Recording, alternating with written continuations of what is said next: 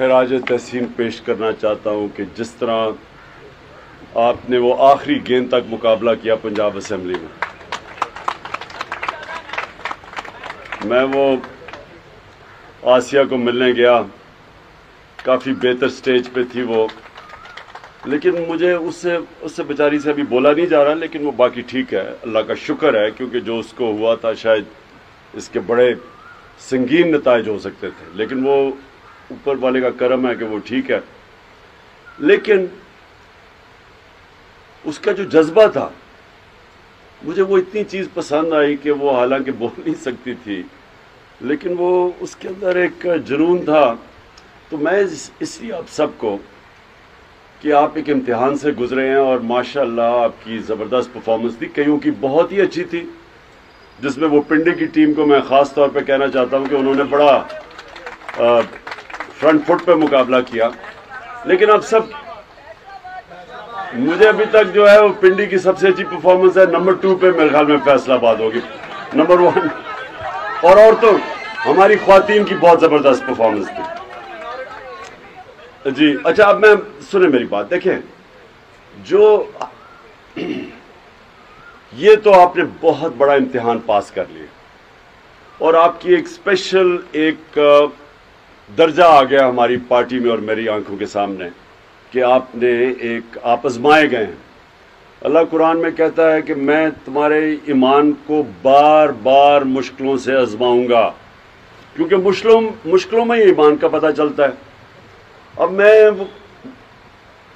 मुझे सारा याद है, जितने जो लोटे इधर हमारे यहाँ नेशनल असेंबली में हुए हमारे, और पंजाब के मैं ज़्यादा लोटों को नहीं मिला, लेकिन नोटों वाले लोटों को तो मुझे याद है, बड़े बड़े लोटों को। तो अब मैं सोचता हूँ कि मेरे सामने जितनी उन्होंने ज़बरदस्त बातें की कि कुर्बानी देने के लिए तैयार हैं पार्टी के लिए, और पता नहीं उन्होंने क्या क्या किया, और वाकई मैं सोचता था कि ये तो बड़े ज़बरदस्त लोग हैं, बड़े सिंसियर हैं। लेकिन आज आप सबके सामने कि उन्होंने, ये मेरी ज़रा याद रखना बात, उन्होंने सिर्फ अपने आप को आज नहीं जलील किया, ये हमेशा के लिए इनके ऊपर एक मोहर लग गई है ज़िल्लत की। इनके बच्चों को लोग याद करवाएंगे कि तुमने किया क्या, क्योंकि देखिए ये समझ रहे थे कि यही पाकिस्तान चल रहा है, एक तरफ नून लीग वो चोरों की, दूसरी तरफ पीपल्स पार्टी वो चोरों की, एक तरफ लोटे हो जाए, सारों को पता था दोनों तरफ चोर हैं, पैसे चलते हैं, जिसने ज़्यादा पैसा दिया ये वगैरह, यानी लोग इनको समझते थे कि ये इसी तरह के सारे। मुझे बड़ा, और मुझे हमारे लोगों ने कोशिश भी की, मुझे कहा कि हमने भी इनके 7-8 लोग ख़रीद लिए हैं, इतने पैसे हैं, 1 अरब रुपया चाहिए और ये हम 8-9 इनके लोग ख़रीद लेंगे, तोड़ लेंगे। मुझे ऑफ़र आई है इस तरह की। लोगों ने कोशिश की, जब उन्होंने देखा कि पैसा चल रहा है और हमारे तो हम क्यों ना पैसा हो रहा, बड़े ऐसे लोग हैं जो कि तैयार थे पैसा देने के लिए। लेकिन मैंने असूली फैसला किया, मैंने कहा अगर मैं भी इसी चीज़ पे लग जाऊंगा, पैसे दूंगा इनको। और आप याद रखें, जो भी आप 1 अरब रुपया बड़ा पैसा होता है, आप 1 अरब रुपया जो इकट्ठे करके जो भी 2-3 लोगों ने देना था या एक ने देना था, तो वो सोचे कि उसकी फिर उम्मीद भी लग जानी थी कि मुझे अब किसी वक्त पे ये पैसा वापस भी उसने कमाना था। और दूसरी चीज़ कि मैंने इन्हीं के लेवल पे आ जाना था, कि मैंने भी वही खरीदो फरोख्त पे शुरू, तो हमने असूली फैसला किया, हम कोई पैसे नहीं देने लगे। और उससे हुआ क्या, उससे पाकिस्तान में एक ऐसा इनकलाब आया है, आपको किसी को अंदाज़ा नहीं है, अभी मैं आपको यकीन दिला रहा हूँ, आपको किसी को अंदाज़ा नहीं है कितना बड़ा इनकलाब है। मेरी ये वक्त साबित करेगा कि इस मुल्क की 75 साला तारीख में कभी इतना बड़ा इनकलाब आया ही नहीं है, और ये आप देखते रहेंगे। अच्छा, इनका ये जो हमारे मुखालिफ और इनके जो हैंडलर पीछे बैठे हुए हैं, उन्होंने सब ने समझा कि थोड़ी देर के बाद ये ठंडा हो जाएगा, लाहौर का इतना बड़ा जलसा हुआ, अब इसके बाद ये नीचे आ जाएंगे। मैं आपको यकीन दिलाता हूँ, जो मियाँ वाली में मैंने कल देखा है, मैं 26 साल से मियाँ वाली, सबसे पहले मियाँ वाली के लोगों ने मुझे वोट दी थी, पहली सीट मियाँ वाली से मैंने जीती थी। جو میں نے وہاں دیکھا ہے 26 سالوں میں نے کبھی اس طرح کا جلسہ میاں والی میں نہیں دیکھا.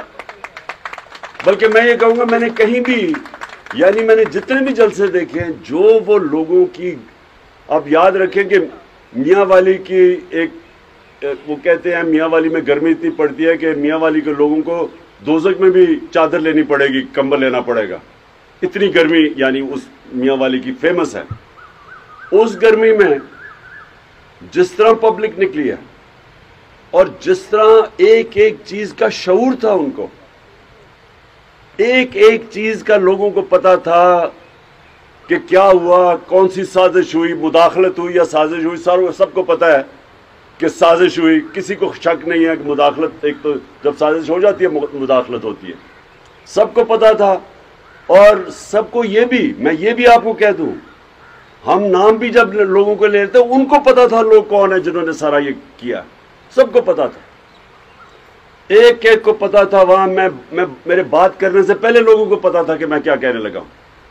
اور جب لوٹوں کا نام آیا تو جو وہ آپ کو پتا نہیں کہ جو میاں وہاں تھے، جو لوگوں کا غصہ لوٹوں کے نام پہ آیا، میرے یہ لکھ لیں کہ کبھی بھی یہ لوٹے کسی قسم کا الیکشن آگے سے پاکستان میں نہیں جیت سکیں گے.